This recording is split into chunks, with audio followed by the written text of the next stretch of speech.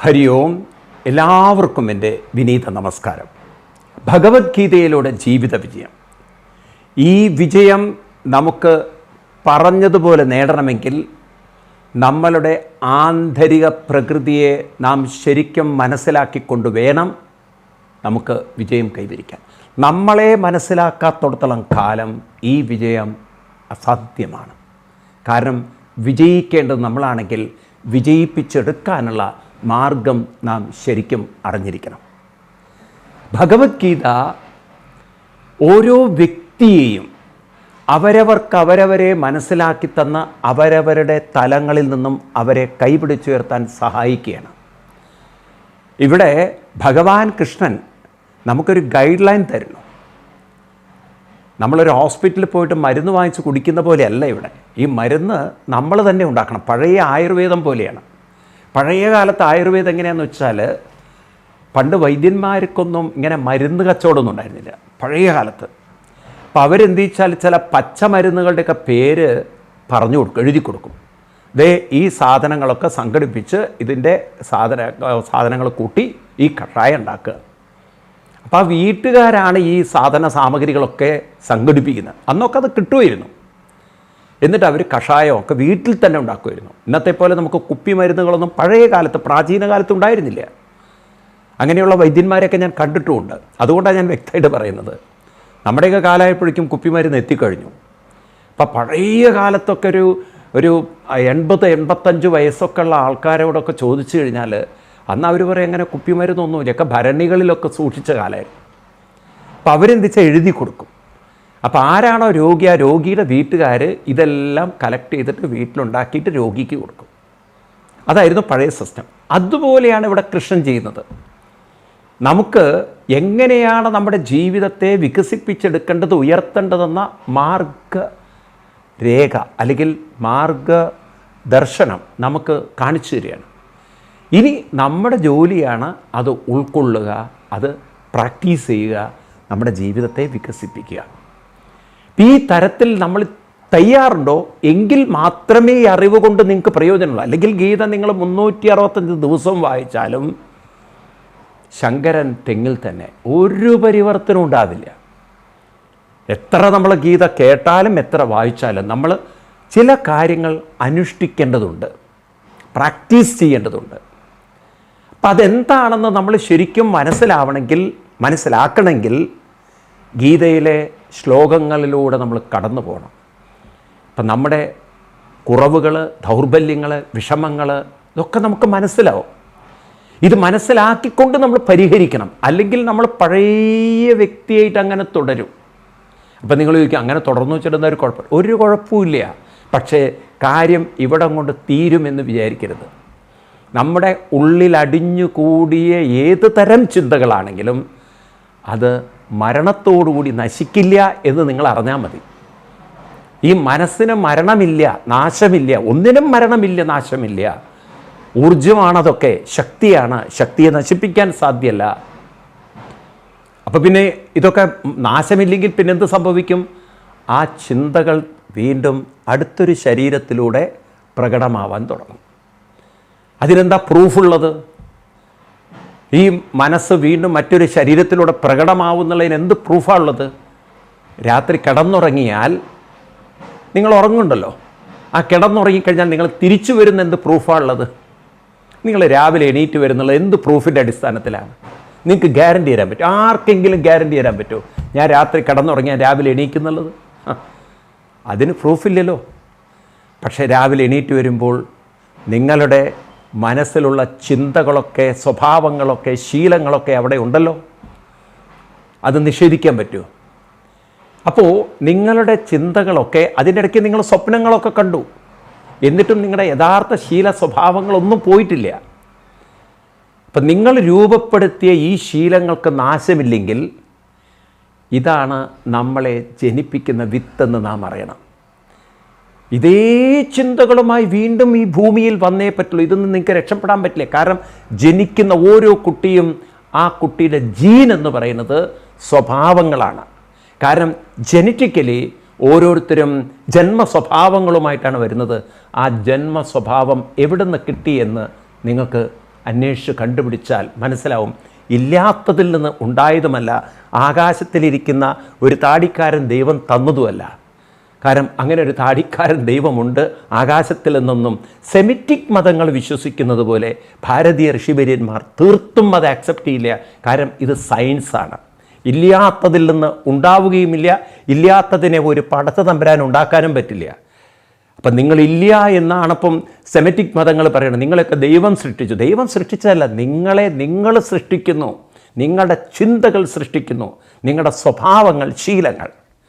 ഭാഗവതത്തിൽ തൃതീയ സ്കന്ധം എടുത്തു നോക്കൂ.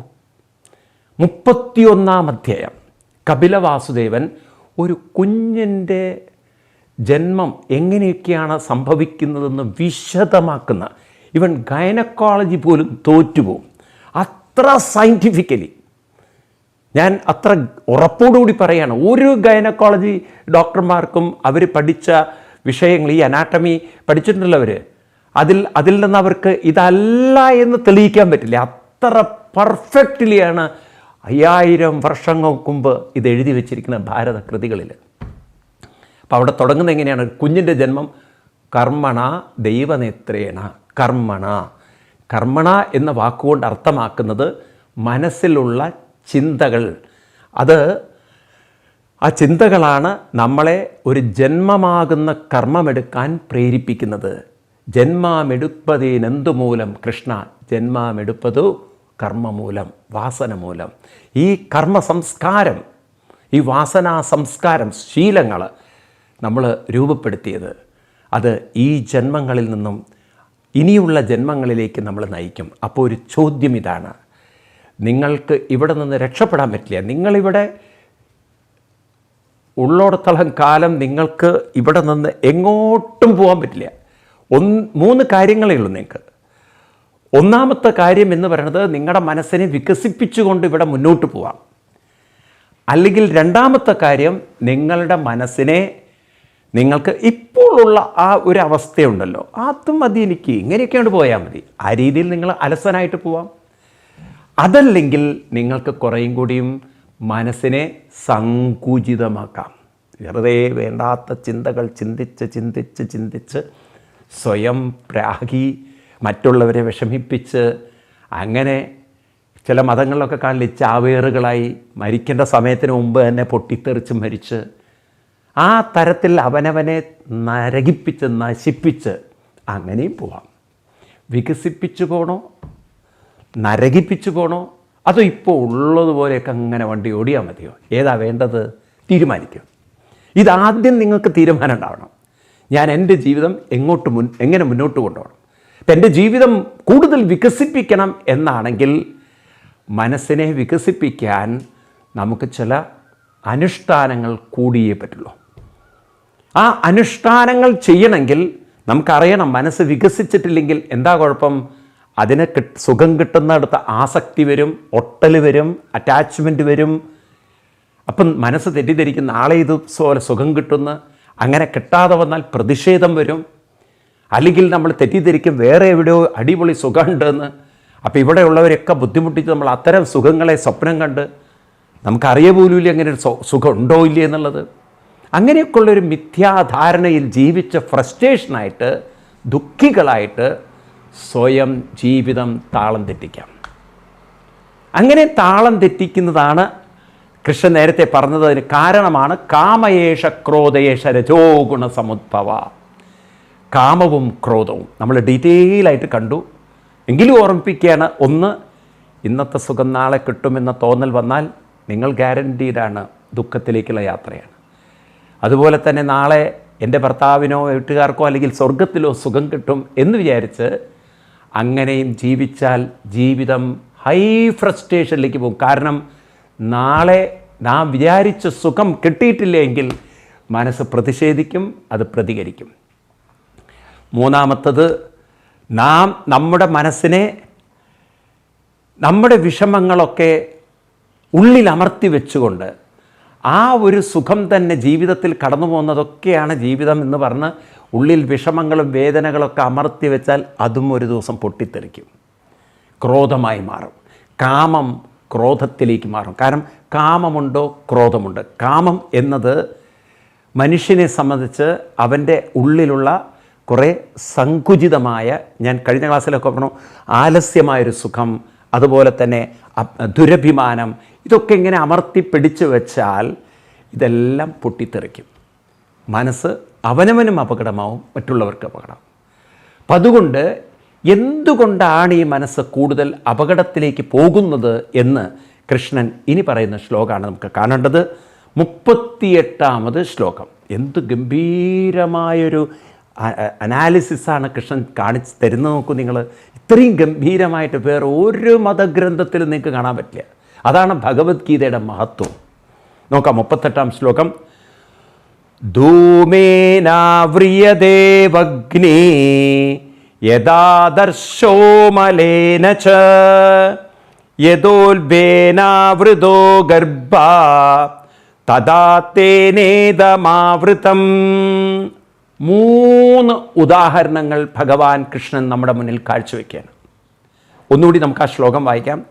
ധൂമേനാവ്രിയതേ വഗ്നേ യദാദർശോ മലേന ച യദോൽബേനാവൃതോ ഗർഭാ തദാ തേനേദമാവൃതം. 3 ഉദാഹരണങ്ങൾ.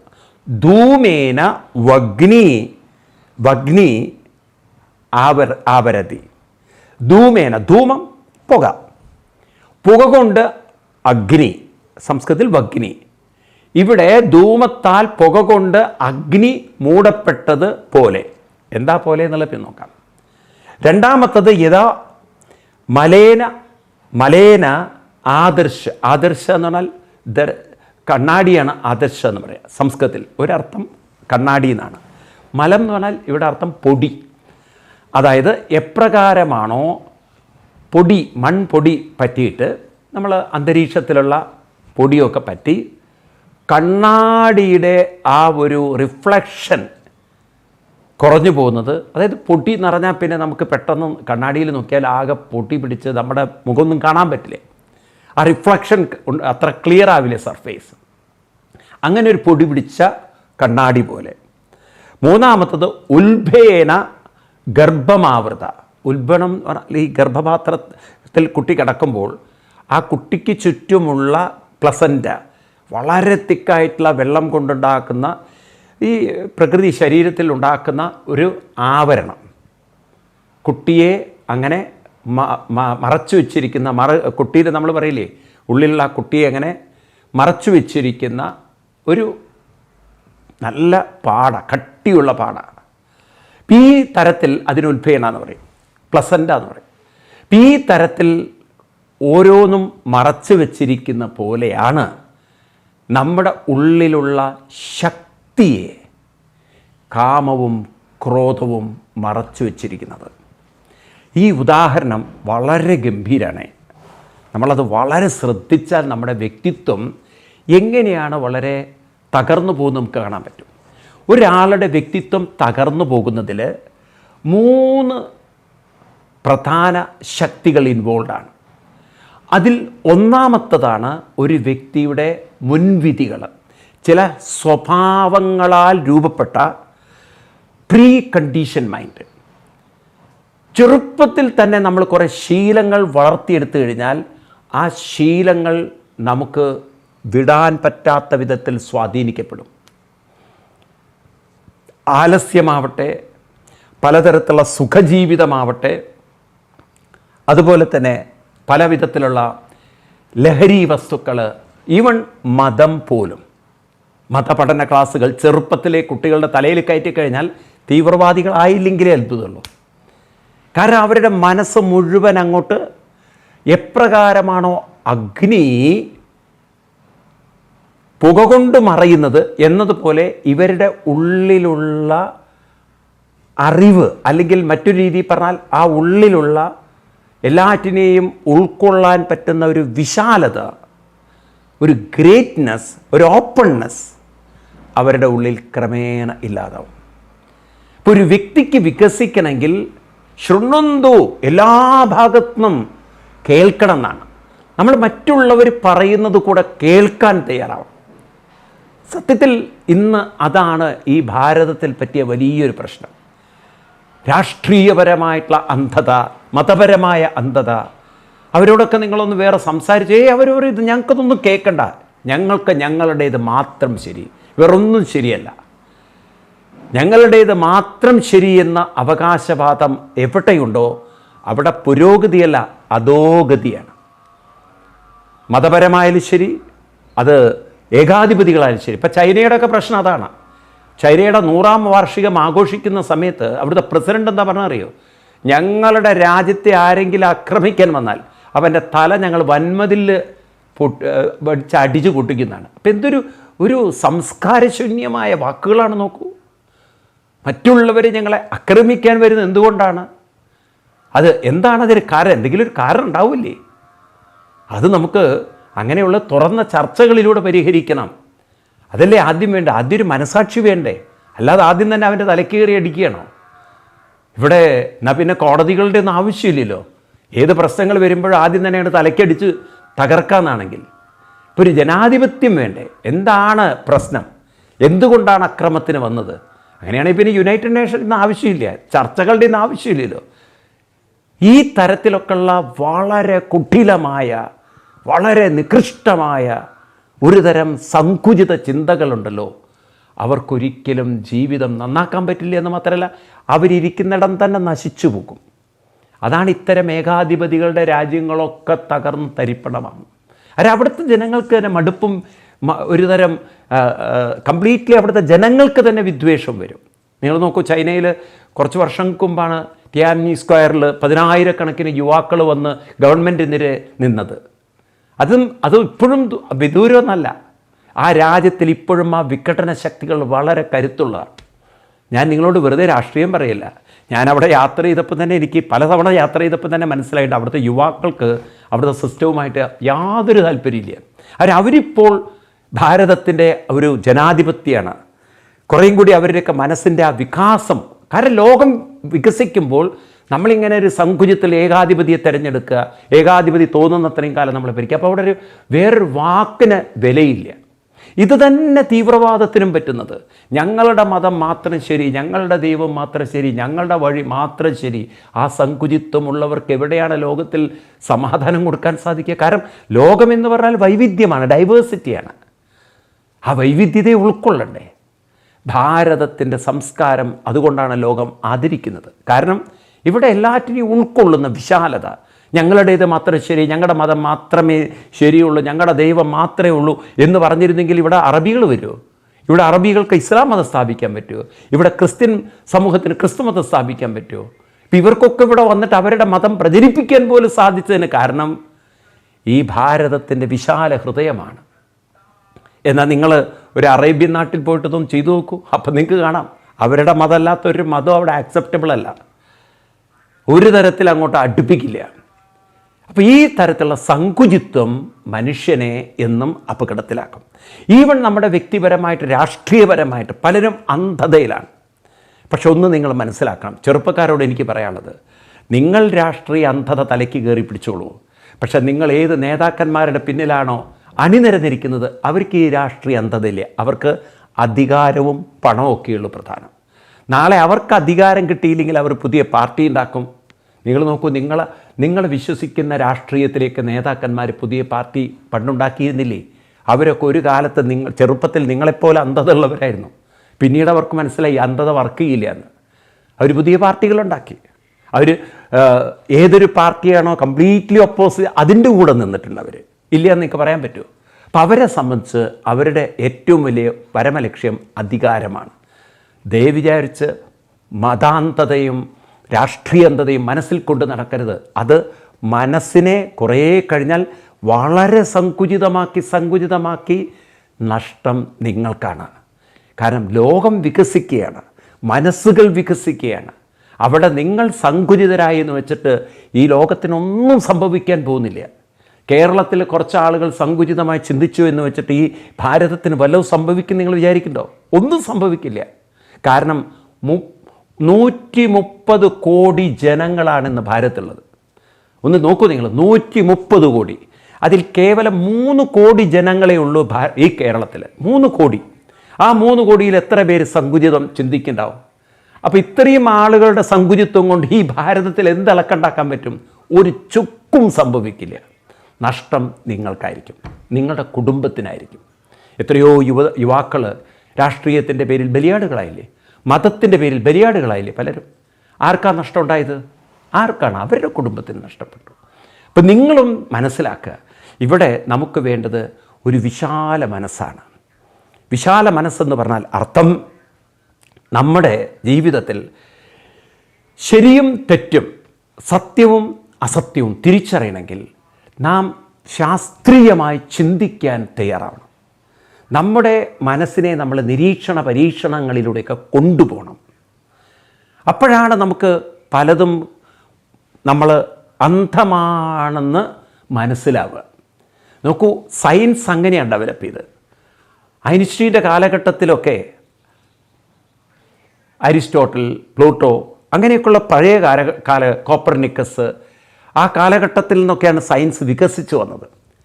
അന്ന് അവർ ധരിച്ചിരിക്കുന്നത് ഈ മാറ്ററിൽ നിന്നാണ് എനർജിയൊക്കെ ഉണ്ടാവുന്നതാണ്. മാറ്ററിൽ നിന്നും എനർജി ഉണ്ടാവുന്നു. പിന്നീടാണ് മനസ്സിലായത് അല്ലല്ല, എനർജിയിൽ നിന്നാണ് മാറ്റർ ഉണ്ടായത്. പിന്നെ ഒരു കാലത്ത് അവർ കരുതി എനർജിയെ നമുക്ക് സ്പ്ലിറ്റ് ചെയ്യാൻ പറ്റില്ല. പിന്നെ നോക്കുമ്പം ആറ്റങ്ങളെ സ്പ്ലിറ്റ് ചെയ്യാനായി. പിന്നെ അതും കഴിഞ്ഞിട്ട് നമ്മൾ ആറ്റത്തിൻ്റെ ഉള്ളിലേക്ക് നോക്കുമ്പോൾ അവർക്ക് വീണ്ടും സ്പ്ലിറ്റ് ചെയ്തപ്പോൾ ന്യൂക്ലിയസിലേക്ക് അവർ നോക്കുമ്പോൾ ആ പോസിറ്റീവ് ചാർജുകൾ, പക്ഷേ ആ ചാർജുകളൊക്കെ ഒരു ന്യൂട്രലായിരിക്കുന്ന ശക്തിയിൽ നിൽക്കുന്നു. ഒരു നിർവചിക്കാൻ പറ്റാത്ത അനിർവചനീയമായ ശക്തിയിൽ നിൽക്കുന്നു.